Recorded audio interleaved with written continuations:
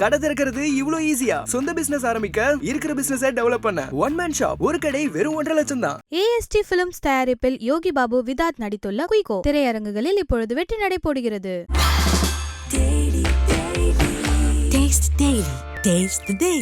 IBC மங்கை நேயர்களுக்கு வணக்கம். பெண்கள் அப்படின்னு எடுத்துக்கிட்டிங்கன்னா சமையலறைக்கு அடுத்ததாக அதிகமாக டைமை விரும்பி ஸ்பெண்ட் பண்ணுற இடம் அப்படின்னு பார்த்தீங்கன்னா அது பூஜை அறையாக தான் இருக்கும். ஸோ பூஜை அறையில் சின்ன சின்ன டிப்ஸ் எல்லாம் பண்ணுறது மூலிமா உங்களுடைய பூஜை அறையை நீங்கள் சூப்பராக பியூட்டிஃபுல்லாக ட்ரிக்கோட நல்லா வந்துட்டு ஹேண்டில் பண்ண முடியும். ஸோ பேசிக்காக இருக்கக்கூடிய ஒரு சில விஷயங்கள், ஒரு சில கம்ஃபர்ட் வந்து நம்ம மாற்றிக்கிறதுக்காக ஒரு 5 டிப்ஸ் தாண்டி பார்க்க போகிறோம். ஸோ ஃபர்ஸ்ட் டிப் என்ன அப்படின்னு பார்த்தீங்கன்னா அகல் விளக்கு. நிறைய பேர் வீட்டில் அகல் விளக்கு ஏற்றி வைக்கிற பழக்கம் உண்டு. ஸோ அகல் விளக்கு அப்படின்னு எடுத்துக்கிட்டிங்கன்னா அதிகமாக ஒழுகும் அப்படின்னு சொல்லிட்டு அதிக பேர் அதை ஒமிட் பண்ணுற விஷயங்களும் உண்டு. ஸோ உங்களுக்கு அகல் விளக்கு பிடிக்கும் அப்படின்னா அதை நீங்கள் ஒமிட் பண்ணாமல் யூஸ் பண்ணலாம். கண்டிப்பாக அது எப்படி அப்படின்றத இன்றைக்கி நான் சொல்கிறேன். ஸோ அகல் விளக்கு வாங்கிட்டு வந்ததுமே புதுசாக அப்படியே நம்ம வந்து யூஸ் பண்ணவே கூடாது எப்போனாலும். ஸோ நீங்கள் வாங்கிட்டு வந்த புது அகல் விளக்கு ஒரு 5 hours ஆச்சு நீங்கள் தண்ணிக்குள்ளே போட்டு ஊற வைக்கணும். ஸோ அதனால் என்ன ஆகும் அப்படின்னு கேட்டிங்கன்னா எண்ணெயை வந்து அதிகமாக அந்த விளக்கு உறிஞ்சாமல் இருக்கும். ஸோ அதிக எண்ணெய் உங்களுக்கு வேஸ்ட் ஆகாமல் இருக்கும். ஸோ அது வந்து மண்ணால் ஆன விஷயம் இல்லையா? ஸோ அதை நம்ம வந்து ஈரப்பதப்படுத்தி வைக்கும் பொழுது இந்த மாதிரியான பெனிஃபிட் உங்களுக்கு கிடைக்குது. ஸோ 5 மணி நேரம் ஊற வச்ச அந்த அகல் விளக்கு எடுத்து ஒரு காட்டன் கிளாத்தால் நல்லா தொடச்சி வச்சுருங்க. அல்லது உங்களுக்கு டைம் இருக்குது அப்படின்னா தன்னாலேயே ட்ரை ஆக விட்டுடலாம். ஸோ இந்த விளக்கில் அதிகமாக எண்ணெய் இன்னும் ஒழுகாமல் இருக்கணும் அப்படின்னா இன்னொரு விஷயம் என்ன பண்ணலான்னா அகல் விளக்கு அப்படியே திருப்பி பின்னாடி பாட்டம் இருக்கும் இல்லையா, அந்த பாட்டமில் நெயில் பாலிஷ் நீங்கள் அப்ளை பண்ணலாம். ஏதாவது எனாமல் அப்ளை பண்ணலாம். அல்லது உங்கள் வீட்டில் பெயிண்ட் இருக்குன்னா அந்த பெயிண்ட் கூட நீங்கள் அப்ளை பண்ணலாம். ஸோ பாட்டமில் இந்த மாதிரி டென்சிட்டியாக இருக்கக்கூடிய ஒரு விஷயத்தை நம்ம அப்ளை பண்ணும்பொழுது அதை தாண்டி கீழே எண்ணெய் வராமல் இருக்கிறதுக்கு ஹெல்ப் பண்ணும். ஸோ அந்த இடத்துல அது ஒரு பேரியராக ஒர்க் ஆகுது.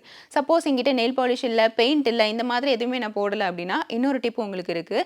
அந்த விளக்கோட இன்னர் சைடு இருக்கு இல்லையா, எண்ணெய் நீங்கள் ஊற்றி வைக்கக்கூடிய அந்த குழியில் பவுடர் நீங்கள் வந்து அப்ளை பண்ணலாம். ஸோ நிறைய பேர் வந்து இந்த பவுடரை யூஸ் பண்ண விரும்ப மாட்டாங்க. ஏன்னா ரொம்ப தெய்வீகமாக நான் சாமிக்காக எண்ணெய் ஊற்றி வைக்கிறேன், அதில் போய் நான் பவுடரை போடவா அப்படின்னு நிறைய பேர் கேட்பீங்க. அந்த மாதிரி கேட்குற பர்சன் நீங்களாக இருந்தாங்கன்னா நீங்கள் பெயிண்ட் யூஸ் பண்ணிக்கலாம். சப்போஸ் அதெல்லாம் நான் பார்க்கல அல்லது நான் ஒரு பியூட்டிக்காக வைக்கிறேன் அப்படின்னா தாராளமாக நீங்கள் பவுடர் யூஸ் பண்ணிக்கலாம். ஸோ அதிக பேருக்கு இருக்கக்கூடிய இன்னொரு கவலை என்னன்னு கேட்டிங்கன்னா விளக்கு வந்து சீக்கிரம் வந்து அணைஞ்சு போயிடுது, காற்றடிக்கிறதுனால அதிகமான விளக்கு அணைஞ்சு போயிடுதுன்னு கவலைப்படுவாங்க. இப்போ கார்த்திகை கூட முடிஞ்சது, விளக்கு வந்து அணைய திருப்பி நிறைய பேர் ஏற்றி வச்சிருப்பீங்க. ஸோ இந்த டிப்பை முன்னாடியே சொல்லியிருந்தா வந்துட்டு உங்களுக்கு ஹெல்ப்ஃபுல்லாக இருந்திருக்கும், திட்டாதீங்க. ஸோ நீங்கள் எண்ணெய் ஊற்றும் பொழுது அது கூட கொஞ்சமாக கற்பூரம் இருக்கு இல்லையா, அதை நல்லா நுணுக்கி அந்த எண்ணெயோடு நீங்கள் போட்டு வச்சிட்டிங்க அப்படின்னா சீக்கிரமே வந்துட்டு விளக்கு அணையாமல் இருக்கும். ஸோ திரியில் வந்துட்டு சீக்கிரம் தீபம் பிடிக்கல அப்படின்னு சொல்லிட்டு நிறைய பேர் ஃபீல் பண்ணுவாங்க. அந்த மாதிரி பர்சன்ஸும் அதை நீங்கள் திரியோட நுனியில் தடவிட்டீங்க அப்படின்னா டக்குன்னு பற்றிக்கும். அடுத்த விஷயம் பார்த்தீங்கன்னா சாமிக்கு பூ போடுற விஷயம். அதிகமான பேர் ஃபோட்டோ ஃப்ரேமில் சிங்கிள் ரோஸ் அல்லது ஒரு சின்ன மல்லிகைப்பூ, சின்ன பிச்சிப்பூ, இந்த மாதிரி சிங்கிள் ஃப்ளாரை வைக்கிற பழக்கம் உண்டு. ஆனால் என்ன ஆகும், நம்ம வந்து ஒரு மாலை போடுறத விட ஒரு சிங்கிள் ரோஸ் வைக்கும் போது டக்குன்னு இந்த பூ கீழே விழுந்துட்டே இருக்கும். ஸோ அந்த மாதிரி விழுது அப்படின்னு நீங்கள் கஷ்டப்பட்டீங்கன்னா ஒன்றுமே இல்லை. உங்களுடைய அந்த ஃபோட்டோ ஃப்ரேம் இருக்கு இல்லையா, அதுக்கு பின்னாடி எந்த இடத்துல நீங்கள் பூ வைப்பீங்களோ அந்த இடத்துல ஃப்ரேமுக்கு பின்னாடி சின்னதாக ஒரு பென் கேப் எடுத்து அதை நீங்கள் ஸ்டிக் பண்ணி வச்சுக்கோங்க. அந்த கேப்போட ஹோலில் நீங்கள் பூவை சொருவி வச்சிட்டிங்க அப்படின்னா நீங்கள் எப்படியும் சாமிக்கு எப்படி பூ வைக்கீங்களோ அதே மாதிரி இருக்கும். பூ வந்து கீழே விழாமலும் இருக்கும். அடுத்த விஷயம் பார்த்தீங்கன்னா ஃபோட்டோ ஃப்ரேமை க்ளீன் பண்ணுறது அப்படின்றது ஒரு பெரிய டாஸ்காக இருக்கும். எதை வச்சு எப்படி க்ளீன் பண்ணாலும் அகைன் இந்த பிசுப்பு தன்மை வந்துட்டே இருக்குது அப்படின்னு சொல்லிட்டு நிறைய பேர் ஃபீல் பண்ணுவாங்க. நீங்கள் திருநீரையே யூஸ் பண்ணலாம். ஸோ விபூதி இருக்கு இல்லையா, ஸோ நார்மலாக சாமியோட ஃபோட்டோ ஃப்ரேம் எடுத்து அதில் விபூதியை மேலே தூவி விட்டு நல்லா தடவிடுங்க. அதுக்கப்புறமா ஒரு காட்டன் கிளாத்தை வெட் பண்ணிவிட்டு அதை நீங்கள் தொடச்சி எடுத்தீங்க அப்படின்னா எந்த ஒரு பிசுப்பும் இல்லாமல் எந்த ஒரு கரையும் இல்லாமல் க்ளீனாக வந்துடும். உங்களுடைய அந்த கிளாஸ் ஃபோட்டோ ஃப்ரேமோட கிளாஸ் வந்து நல்லாவே ஷால் அடிக்கும் அப்படின்னு சொல்லலாம். அடுத்த டிப் பார்த்தீங்கன்னா மழை காலத்தில் நீங்கள் சாமியறையில் வச்சிருக்கிற மஞ்சளாக இருக்கட்டும், குங்குமமாக இருக்கட்டும், இது எல்லாமே கொஞ்சம் வெட்டாக வந்துட்டு ஃபீல் ஆகும். ஸோ நிறைய பேருக்கு அதில் பூசணம் பூக்கிற மாதிரி அந்த ஒயிட்டிஷாக கூட அந்த லேயர் ஃபார்ம் ஆகும். ஸோ இந்த மாதிரி ஃபார்ம் ஆகக்கூடாது அப்படின்னு நீங்கள் நினச்சிங்கன்னா அதில் ஒரே ஒரு பீஸ் கிராம்பு ஆட் பண்ணிக்கோங்க. அண்ட் சின்னதாக ஒரு பச்சை கற்பூரம் ஆட் பண்ணி வச்சுக்கோங்க.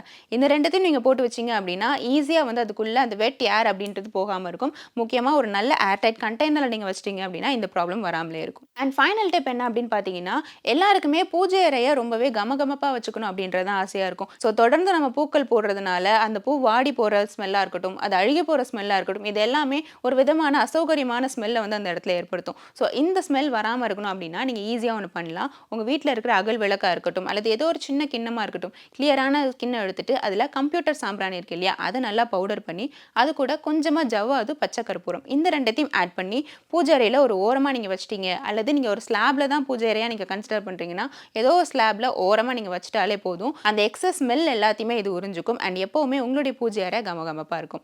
முக்கியமான விஷயம், பூ வந்து வாடிடுச்சு ஆயிடுச்சு அல்லது அழுகிடுச்சு அப்படின்னா அப்பப்போ அது கிளியர் பண்ணுறது ரொம்பவே நல்ல விஷயம். அந்த இடத்துல தெய்வீக சக்தி அதிகமாக இருக்கும் அப்போ அப்படின்னே சொல்லுவாங்க. ஸோ இந்த விஷயங்களை உங்களுடைய பூஜை அறையில் நீங்கள் இன்க்ளூட் பண்ணி பாருங்கள். வேறு ஏதாவது டிப்ஸ் உங்களுக்கு தெரியும் இதை தாண்டி அப்படின்னா கமெண்ட் செக்ஷனில் என்னோட ஷேர் பண்ணிக்கோங்க. மீண்டும் வேறொரு பெண்ணால் நிகழ்ச்சியில் நான் உங்களை மீட் பண்ணுறேன். until then bye bye. கடை திறக்கிறது இவ்வளோ ஈஸியா? சொந்த பிசினஸ் ஆரம்பிக்க இருக்கிற பிசினஸை டெவலப் பண்ண ஒன் மேன் ஷாப் ஒரு கடை வெறும் 1.5 லட்சம் தான். AST Films தயாரிப்பில் யோகி பாபு விதாத் நடித்துள்ள குயிகோ திரையரங்குகளில் இப்பொழுது வெற்றி நடைபோடுகிறது.